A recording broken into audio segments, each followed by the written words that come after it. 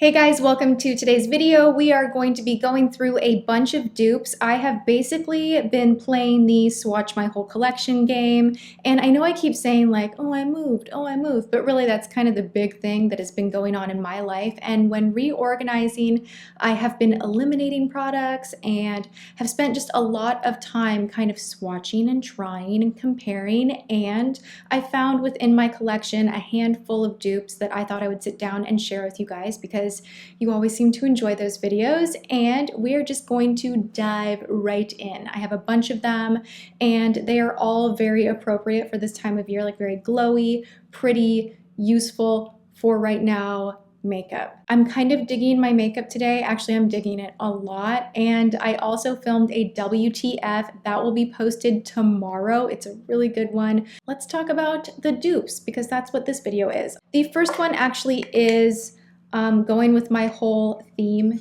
and my whole look right now because we're talking about a highlighter dupe. This one right here from Laura Mercier this is actually a sample. Isn't that kind of like a giant sample? Very generous. This is the Matte Radiance Baked Powder, and this sucker is gorgeous. It's soft. It has a very strong kind of white type of a creamy highlight. And it obviously, when you pick it up with a brush, it doesn't go on that strong. It actually gives like a very nice kind of cool toned without being pinky sheen. It's a true like white icy champagne shade. This from e.l.f. is an amazing dupe. It is a bit more scratchy in the sense that it does not have that velvety texture that the Laura Mercier one does, but it has the same baked element, and you can see the shade is identical once it's on the skin. Now you can use the e.l.f. one wet or dry. See how similar they are? You can't really even tell which one is which. They give that same tone, that same sheen. The e.l.f. one I actually love using a little bit of MAC Fix Plus and foiling it. This one for whatever reason gets a little too chunky and creamy. So these are both great, but this one is not even like a fraction of the price. Like it's ridiculously affordable, especially compared to this one right here. I have another champagne-y highlight type option to side by side for you guys. This one from Jordana, this is the shade Forever Sand, and I'm obsessed with these Jordana liquid eyeshadows. I talked about it in a recent drugstore favorites and hate it's, and this one is just like a very warm champagne, beautiful shade. It brightens up the inner eye corner if you just want a little bit of brightening action in here. And it just is one of those items that like just does something. It does a little extra oomph to your makeup. I love layering this on top of shadows as well to do that extra little something. This is the shade Cashmere. This is an eye polish from Pure, and I do really like these. I like the texture especially, and not only is the color very similar, but the texture and the way they dry down, these are both very, very similar. This one right here from Pure is a little more cool toned than this guy. This is just a tiny bit more warm, but they are close enough for me to consider it a dupe, especially when you are saving so much money by going the route of the Jordana item. I've been swatching my ColourPop lip pencils to no end because I just love how creamy they are. I prefer creamy lip pencils. I know everybody really likes MAC lip pencils, and I kind of went down this weird thing where I was like, well, if everybody loves them, then I should have a few in my collection too. So I bought a few of the more popular colors. I don't reach for them as often as I thought I would. This is the shade Dervish, which is beautiful. It's a beautiful shade. I love the color, but again, it's that MAC kind of rough texture. I found that this shade from ColourPop, not only are you going to save a ton of cash because ColourPop's like $5 for a lip liner, but this one is a better formula in my opinion. This is the shade Brink. Because it's creamier, it gives a little bit more pigment straight away, but you can see side by side, these do the exact same thing. What I love about this one is because it's so creamy, you can actually line the lips, fill the entire thing in, put a balm on top of it, and it plays like a lipstick. So if you were looking for a dupe for Dervish from MAC, Brink from ColourPop is nice and close. They're almost twins, except for the texture on ColourPop is better. I also want to mention I have continued using the Photo Focus Lash Primer from Wet n Wild. This is such a surprise hit for me. A, it's super affordable. whenever I say Wet n Wild, you kind of know straight out the gate it's going to be very budget friendly. But I want to mention that this does not irritate my eyes at all. Now, the only higher end lash primer that I had been using and loving, and this is a good one, do not get me wrong, I think this is a fabulous lash primer. This is from LANCOME. This is their Sil's Booster. Fosil? Is the S silent? I'm not sure. These do the same thing. Same thing, they're going to coat your lashes, they're going to give the lash a little bit of a base coat for your mascara to grab onto, and I wear false lashes all the time, we get it. But whenever I'm loading up that lower lash line and doing a look where I really want my lower lashes to be dramatic, I will take the extra step to go in there and really coat the lashes and then go in with mascara.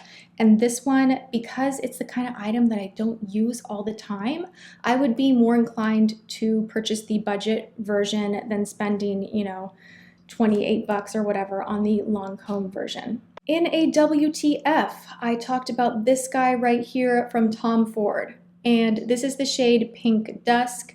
Ultimately, I don't think this one is worth the money. I mentioned that in that video. Here was my issue in that video. I'm like, the formula is good, but this color for a Tom Ford lipstick didn't wow me in the sense that it was so super unique. Like, I just had that feeling, and swatching side by side with other lipsticks in my collection, I was right. So this one, Pink Dusk, is a twin to Runway Pink from e.l.f. Now, the e.l.f. one is not as hydrating, not as shiny, but look at the color on those two. They are very, very close. So if you are attracted to this shade, definitely give the e.l.f. version a try. This is actually a really nice formula. You know what? I'm going to put on some right now. Why not?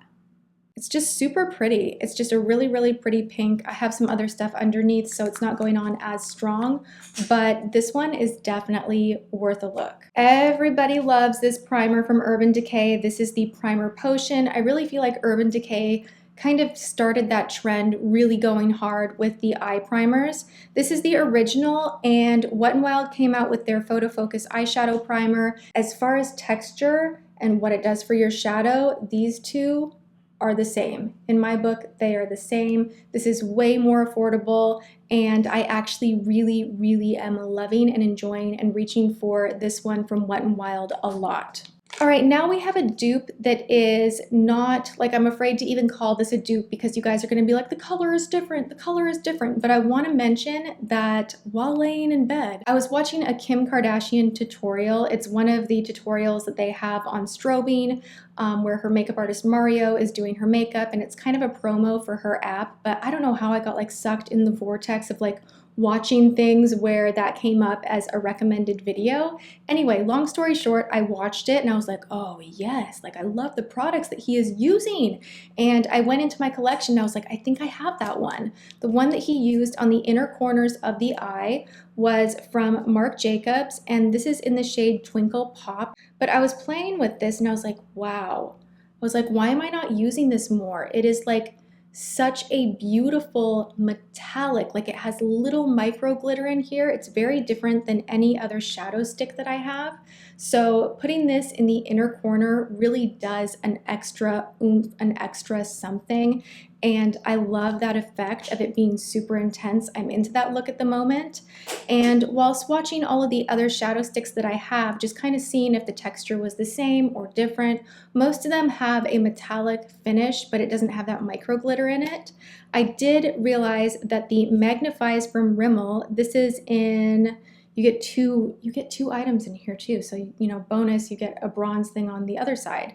And this is like $5, and the Marc Jacobs one is like $30. This one is Queens of the Bronzed Age, and I'm gonna side by side it, but it has that same kind of metallic micro glitter in here where that I think is super pretty. Look at that. It looks very high end. It has just a ton of texture and glitter. They wear beautifully. So you can just pop this on the inner corner. It's gonna brighten things up, and I love it. So I was really happy that I found an affordable dupe as far as the texture, shine, and sheen. This is not the exact same color as Twinkle Pop, but I still wanted to point it out. So there you have it. Those are the current roundup of dupes that I have discovered. I will always be looking through my collection and trying to hunt down options for you guys that are more affordable. A, I think it's fun, and B, who doesn't want to save money? And my doorbell is ringing, so it is time for me to get going. Thank you guys so much for hanging out with me. I hope you are having a wonderful day, and I will see you in my next video. Mwah.